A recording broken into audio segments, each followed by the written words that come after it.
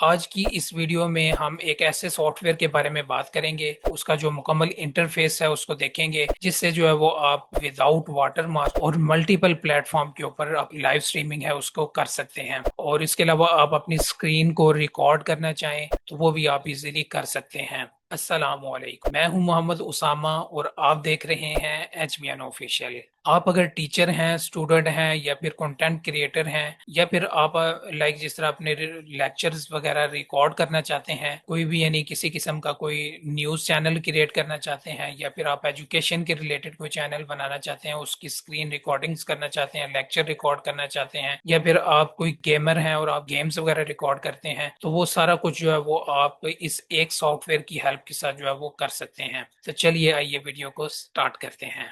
OBS studio को download करने के लिए आपने सबसे पहले क्या करना है कि अपनी जो गूगल क्रोम है उसको ओपन कर लेना है। गूगल क्रोम को ओपन करने के बाद आपने गूगल के अंदर जो है वो OBS स्टूडियो लिख के जो है वो सर्च कर लेना है। OBS स्टूडियो डाउनलोड लिखने के बाद सर्च करने के बाद आपके पास ये लिंक आ जाएगा, आपने इसके ऊपर क्लिक कर लेना है। उसके बाद इनकी जो ऑफिशियल वेबसाइट है वो आपके सामने ओपन हो जाएगी, तो आप इसको जो है वो अपनी विंडो के लिए या फिर मैक के लिए यहाँ से आके डाउनलोड कर सकते हैं। हम इसको जो है वो सिंपल अपनी विंडो के लिए डाउनलोड करेंगे।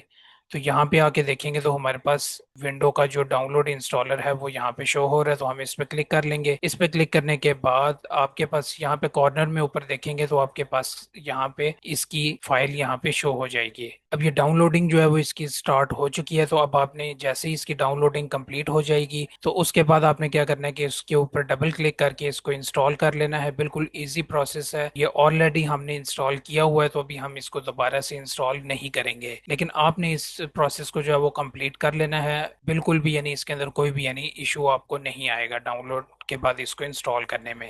तो अभी जो है वो हम इसको यहाँ से क्लोज कर देते हैं क्योंकि हमने ऑलरेडी इसको इंस्टॉल कर चुके हैं। सॉफ्टवेयर को डाउनलोड करने के बाद आपने इसको ओपन कर लेना है। ओपन करने के बाद आपके सामने कुछ इसका इंटरफेस इस तरह से आपको दिखाई देगा। इसके इंटरफेस को हम सबसे पहले देख लेते हैं कि इसके इंटरफेस के अंदर हमें क्या क्या चीजें नजर आ रही हैं। इसके इंटरफेस के अंदर आपको सबसे पहली जो चीज नजर आ रही है वो यहाँ पे ऊपर आप देखेंगे तो यहाँ पे आपके पास कुछ टैब्स वगैरह दिखाई दे रहे हैं। उसके बाद जो है वो आपके पास स्क्रीन दिखाई दे रही है आपको, जहाँ पे आप अपना काम भी करेंगे और आप इसका जो फाइनल प्रोग्राम है उसको भी देख सकेंगे। बेसिकली यहाँ पे जो है वो आपके पास दो तरह की स्क्रीन्स हैं।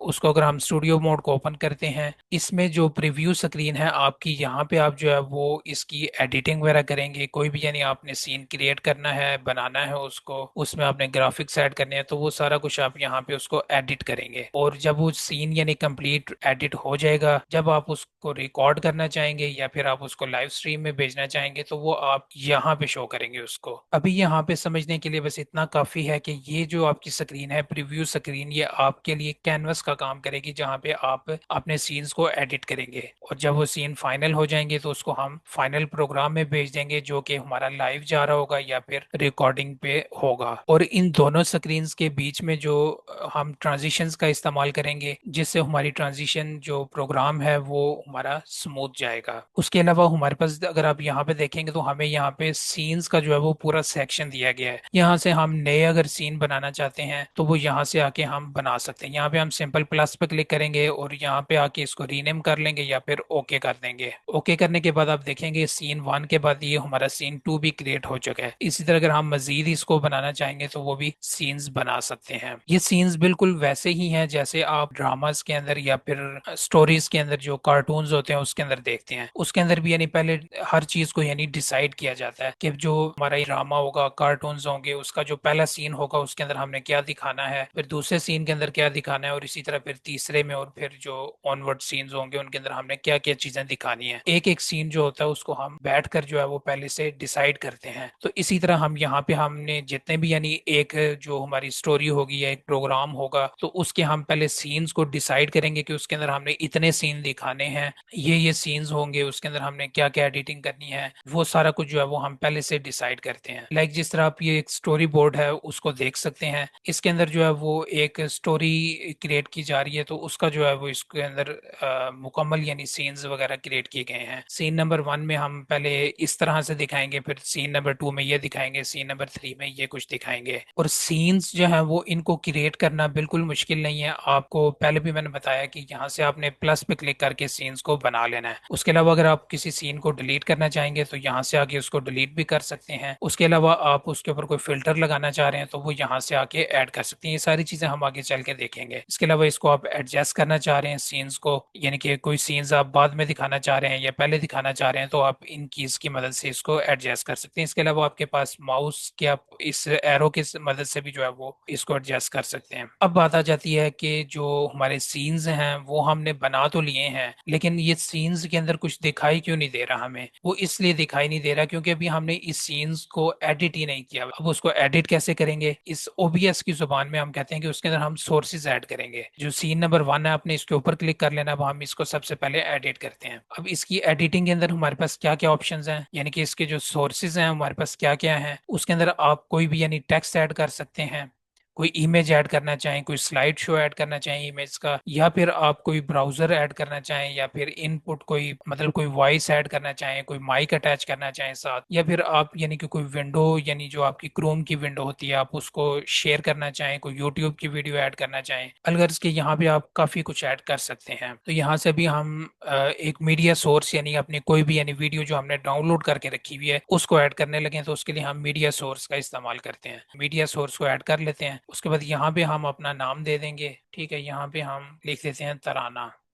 ठीक है, जो भी आप इसको सोर्स में आप जो भी चीज ऐड करना चाहेंगे तो आपने उसका यहाँ पे उसको पहले नाम दे देना है और यहाँ से आके ओके कर देना है। उसके बाद यहाँ पे आपने आके ब्राउज करना है। ब्राउज करने के बाद आपके पास जहाँ पे भी आपने उस तराना या जो भी आपने वीडियो ऐड करनी है, वीडियो क्लिप यहाँ पे आपने उसको ऐड कर देना है। ऐड करने के बाद आप यहाँ से इसको लूप ऐड कर दीजिएगा। लूप का ये होगा कि आपका जो जो भी यानी वीडियो है वो वन टाइम प्ले नहीं होगी, बल्कि वो अगेन एंड अगेन जो है वो प्ले होती रहेगी। तो यहाँ से आप इसको लूप पे क्लिक कर दें। उसके बाद आप इसकी स्पीड कम करना चाहें, ज्यादा करना चाहें, तो वो सारा कुछ आप यहाँ से कर सकते हैं और फिर इसको ओके कर दें। अच्छा, तो अब ये आप देख सकते हैं कि यहाँ पे जो है ना आपके पास तराना इसका ऐड हो चुका है, यानी कि जो भी आपने वीडियो क्लिप ऐड किया होगा तो वो यहाँ पे आपका ऐड हो चुका है। तो अब आप इसको यहाँ से एडजस्ट कर सकते हैं अपनी स्क्रीन के ऊपर। ठीक है, आपने इसको यहाँ पे ऐसे आके एडजस्ट कर लेना है। ये अभी याद रखिएगा कि हम सीन नंबर 1 को जो है वो एडिट कर रहे हैं। अब सीन नंबर 1 में हमने अपनी वीडियो तो ऐड कर ली है। अब मैं चाह रहा हूँ कि इसके साथ जो है वो मैं अब टेक्स्ट ऐड कर सकूँ। तो टेक्स्ट के लिए भी दोबारा हम प्लस के ऊपर क्लिक करेंगे सोर्सेज में जाके, और यहाँ पे आप देखेंगे तो आपके पास टेक्स्ट का ऑप्शन है। यहाँ से आप टेक्स्ट को नाम दे देंगे। हम इसको कोई भी नाम दे देते हैं। ठीक है, यहाँ पे आपने इसको ओके कर देना है। ओके करने के बाद आपने यहाँ पे देखेंगे तो आपके पास टेक्स्ट बॉक्स यहाँ पे दिया गया। यहाँ पे आप जो है वो इसके ऊपर जो भी आपने टेक्स्ट ऐड करना है तो वो आप यहाँ पे आके ऐड कर देंगे। ठीक है, तो उसका कोई फ़ॉन्ट वगैरह अगर आप तब्दील करना चाहें तो यहाँ से आके आप सिलेक्ट फ़ॉन्ट कर सकते हैं, उसका साइज, उसका कलर, या जो भी चीज़ें आप यहाँ पे ऐड करना चाहें तो वो सारी चीज़ें जो है वो आपको इस पूरे सेक्शन के अंदर मिल जाती हैं। तो इसको आपने जो है वो अच्छे तरीके से देख लेना है और उसके बाद आपने इसको ओके कर देना है। ठीक है, ये हमने यहाँ पे इसका टेक्स्ट भी ऐड कर लिया। इसी तरह आप अपने सीन्स वगैरह जो है वो क्रिएट कर सकते हैं। अब ये सीन नंबर 1 हमने बनाया है, इसी तरह आप सीन नंबर 2 भी क्रिएट कर सकते हैं। अभी आप ये एक चीज ये नोट कर रहे होंगे कि जो आपका यानी प्रीव्यू स्क्रीन है, जो कैनवस है, वो आपका फाइनल प्रोग्राम में दिखाई नहीं दे रहा जी। इसका यही फायदा है कि आप यहाँ पे जो भी एडिटिंग करेंगे वो फाइनल प्रोग्राम में आपकी नहीं जाएगी। जब आपने एडिटिंग मुकम्मल कर ली तो वो यहाँ से आके हम ट्रांजिशन के ऊपर क्लिक करेंगे तो ये देखें अब ये हमारे पास फाइनल प्रोग्राम में भी आ चुका है। अगर आपने यहाँ से इसकी स्ट्रीम वगैरह ऑन की हुई है या रिकॉर्डिंग ऑन की हुई है तो ये स्क्रीन जो है वो आपकी रिकॉर्ड होती जाएगी। इसी तरह अब आप सीन 2 के ऊपर काम कर सकते हैं। इसी तरह फिर सीन 3 या 4 जितने भी आपके सीन्स होंगे आप उनके ऊपर काम कर सकते हैं। मेन जो चीज़ है वो अगर आप यहाँ पे अगर आप कोई माइक अपना ऐड करना चाहें तो वो आप किस तरह कर सकते हैं, तो उसके लिए आपने यहाँ पे सोर्स में आके ये आपके पास ऑडियो इनपुट का ऑप्शन है, यहाँ से आके आप इसके ऑडियो को इन कर सकते हैं अपने सॉफ्टवेयर के अंदर। तो ये अब यहाँ पे हम क्लिक करेंगे, उसके बाद यहाँ पे हम कोई भी नाम दे देंगे, ओके कर देंगे, और यहाँ पे देखेंगे कि आपने जो भी माइक वगैरह अटैच किए हैं तो वो यहाँ पे आपके पास शो हो जाएंगे। अब यहाँ से आके ओके करेंगे तो ये आपके पास माइक यहाँ पे ऐड हो चुका है, ये आप देखेंगे यहाँ पे। अब मैं जैसे जैसे बोलता हूँ तो इसके अंदर आप देखेंगे कि मेरी आवाज जो है वो इसके अंदर जा रही है। तो इस तरह से आप इसके अंदर माइक ऐड कर सकते हैं। अब ये सीन नंबर जो 1 है हमारा, उसके जितने भी सोर्सेज हैं उसके अंदर जितनी भी ऑडियोज हैं वो हमें यहाँ पे शो हो रही हैं।